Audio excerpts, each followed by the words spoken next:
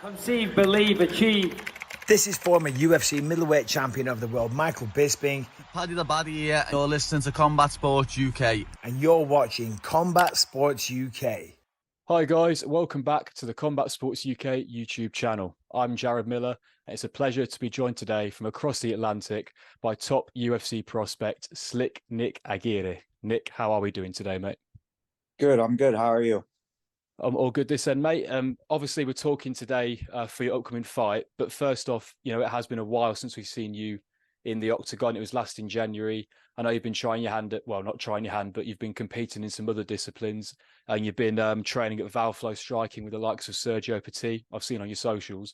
How else have you been keeping busy during this period of slight inactivity through no fault of your own? Just training a lot. I always train all year round. I'm never not at the gym, so I'm just been busy doing that, competing in jiu-jitsu as much as I can. Just trying to stay active and stay competing. You don't want to get out of that zone of competition. So I just stay busy, and I've been ready to fight for a while now, so I'm glad it's finally coming. Yeah, and we'll get onto your opponent in a second. But as you just mentioned, the jiu-jitsu that you've been taking part in, have you been taking part in any of these disciplines in particular with this next fight in mind, or is it just random throughout this kind of period? Just to compete. Just get a fight booked when I was hoping for, so I just been doing whatever I could to compete. So yeah. That's Yeah, and looking ahead in a more positive light, and the main reason we're talking today, you're going to be taking on Payton Talbot in just under 4 weeks' time on a card headlined by Brendan Allen and Paul Craig. How are preparations going for that fight so far? Because I'm assuming your camp has pretty much started by now. Yeah, things are going great. I mean, I heard about this fight a while ago. By the time we get to the fight, it'd be a 13-week camp, so it was a long camp for sure. Everything's going great. I mean, I could fight tomorrow if I needed to. Like, I'm in shape, and I do all the right things to be ready, so I'm ready to go already. Yeah, and Talbot's making his UFC debut. Obviously, only earned his contract about 2 months ago when he got that Contender Series win. He's relatively young, like yourself. How do you see him as an opponent? He's a tough guy, obviously. All of his fights look the same. He's good at what he's good at. He's long, rangy, and he's high volume, a lot of strikes, very diverse how he strikes. But I mean, I know that's what he's gonna do. He doesn't really wrestle much. He doesn't do anything else much. So I know his game plan. He's obviously good. The UFC likes him. He's a lot of hype. I think we're on the main card. We're not on the main card because of me. I'm 0-1 in the UFC. So I know what this is. I know that they want to hype him up. I know they want him to make a highlight out of me, and I have to go out there and shut all that down. So I'm ready to go, though. Does that motivate you even more? I mean, it makes no difference to me. I mean, I know what it is. I'm not stupid. I've been watching this sport since I was 6 years old, so I know what it is. But I'm not any more motivated from it. At the end of the day, we're gonna fight. I want to win a fight no matter what. Doesn't matter who he is. Like, I want to win regardless. So it doesn't matter the situation. I'm not any more motivated.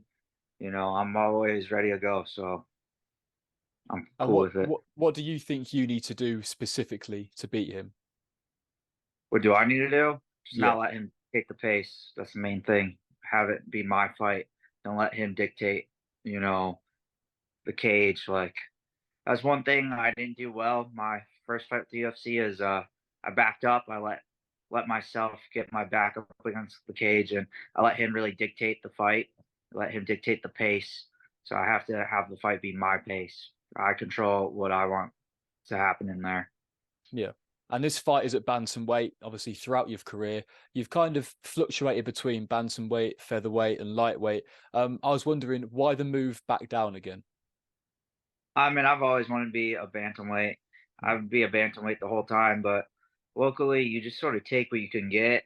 There's not too many opportunities, so I just sort of took what I could get. And I'm trying to for local stuff, I was trying to stay as active as possible. So it is hard for me to make 35. So if I got offered a fight at 45 or 140, I took it. But I always knew when it came to a high level, big show, I'm going to be a 35er. Yeah, and across your career, all 7 of your wins, they've all come by stoppage. 6 of those in the first round, the latest one by the second round. I was wondering if that is something you're looking to continue in this fight, or is it one of those ones where you'll see how it progresses on the night? I'll see how it progresses. Obviously, I'm ready to go 15 minutes. Like, I'm ready 15 minutes fucking hard. Like, I know it's going to be a dogfight in there. So I'm ready for that. Mentally prepared for 15 minutes, but I think I'm good enough where if he makes one mistake, I'm going to take it. At this level, everybody, though, I believe is that good. Like, you make one mistake, that your night's over. So obviously, if something happens, that would be great. I'd love to get it done, but I'm ready to go 15 minutes hard, and that's what I'm expecting. I'm fully expecting to go 15 minutes. Yeah, and this will be your second time fighting at the Apex, 2 out of 2 fights. I've spoken to other fighters in the past who have fought regularly at that occasion, but I was wondering, how did you find fighting at that venue specifically? Because obviously it's a bit of a different atmosphere to most other occasions. It'll be nice that I'm used to it, but it's definitely weird. It's definitely a weird place, really quiet. I didn't like it much. I mean, my family has supported me throughout this whole journey, so it kind of sucks that they can't go. Yeah. Shit like that. So I'm not obviously, like, saying that if I could fight somewhere else, I would have rather fought somewhere else, but I'm cool with it. I've experienced it before, and I think that does help a lot, just being used to the environment. So it'll be nice to be back in there. Yeah, definitely. And looking at last time out, obviously you are coming into this bout off the back of that loss to Dan Argueta in your UFC debut. It was an interesting fight, a lot of grappling exchanges. Sometimes found yourself in positions maybe you didn't want to find yourself, but that is just a step up in competition with the UFC, I assume. How did you find that fight as a whole, and what have you learned from it that you can then bring into this next one, do you think? As I said before, a big thing was, like, he dictated the pace of that fight. I let him control what he wanted to do. He wanted to come forward and wrestle heavy, and I gave him the space to do that. And didn't I fought too much his fight. I didn't fight my fight. I didn't stick to what I wanted to do. And that was the big struggle there. But, I learned from that. And I know that I can't let that happen again. I'm gonna get better from it. Yeah, 100%, mate. And as an occasion, looking at it more positively, how proud were you to make your debut in a promotion as big as the UFC? I've been dreaming about it since I was 6 years old. I've been training since I was like, I think I started training MMA when I was 11. Right. So, I mean, it's a long time coming. It's definitely, looking back, it's nice and all that, but I didn't get there just to get there, Yeah. Like, I'm proud of it in some ways, but I don't think I'm gonna be proud of it until I win in there, if I'm honest. Yeah. That level of competition we talked about with Dan Argueta, was that skill level what you expected going into the fight, or did it at all take you by surprise, the maybe step up you'd been through before when fighting on, people like the Petit promotion and Coliseum? I mean, not at all. I mean, I train with a lot of good people at Valley Close Striking. Yeah. I see a lot of high level people. Like I said, I've sparred with Sergio Pettis before. I've sparred with, like, Christian Rodriguez. I trained with Saeed Yakub. Like, Yeah. I've trained with a lot of really good guys, and so not surprised by it at all. You know, Mm. it felt a lot simpler than I thought it was going to feel. Honestly, it was Right. I just had a real trouble getting off in that fight. I don't know what it was. I don't know if it was just because it was short notice. I don't know if my mindset just wasn't right going into it, but I felt really slow out there. And that just, what was it? It is what it was. Yeah. Yeah, well, your all-round skill set is clear to see. Obviously, you've got those three very impressive knockouts and submissions from all different types of positions throughout your ground game. Is that entertainment factor, like we talked about before, something that you pride yourself on, or have felt pride on throughout your career so far? Not really. I don't really even think about it. I just go out there and Right. compete just hard, and whatever is given to me, I take. But I don't like chase anything. I don't chase finishes. I don't chase. I don't. I stay within myself, and whatever is given to me, I take. And I'm just very. I do think I'm high level where if you do make mistakes, like I will catch you, and obviously that's entertaining to people when you do get finishes.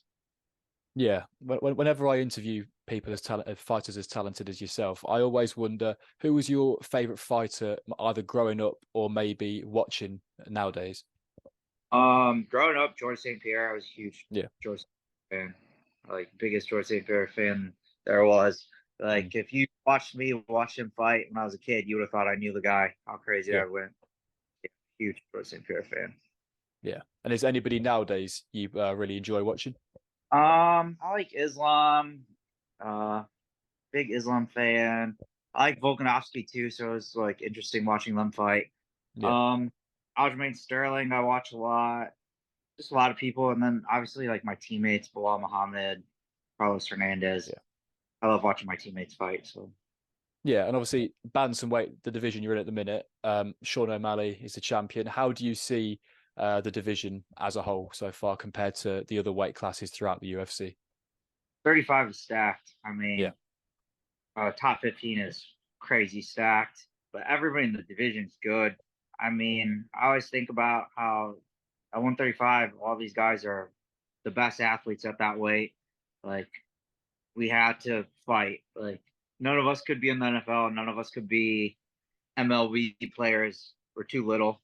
So these are the best athletes in the whole world. Like we're fighting. And yeah, it's just stacked. Sean O'Malley's the new champ. I didn't really expect that. I didn't think he would beat Main, but obviously he's very good. His distance is amazing, and his striking is amazing. So yeah, it's just a stacked division. It's an exciting division. It's very exciting. And as we look back towards your fight, have you got any specific predictions for Talbot? No, nothing specific. Just I'm gonna get my hand raised, no matter Yeah. what. No matter what it takes, I'm gonna get my hand raised. I don't care how it happens, but I have no like specific prediction of how I'm gonna do it.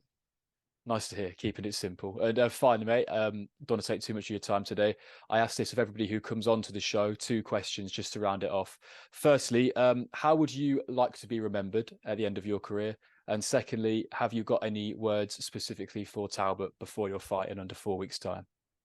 I mean, I just want to be remembered as a winner, so I need to start winning. You Mm. know, all that matters to me. I don't care how it's done. I want to be known as a winner. Yeah, So that's basically it.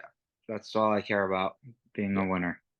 And then specifically to him, no, I don't have anything towards him. Sure, he's a cool guy. I have no hard feelings. It's a fight. It is what it is. But yeah, no specific words. Well, best of luck next month, Nick. I'll definitely be tuning in. As you said, main card as well. So big event and hopefully a big showcase for both of you. Best of luck in there. And thank you again for coming onto the show. Thanks, boss. Appreciate it.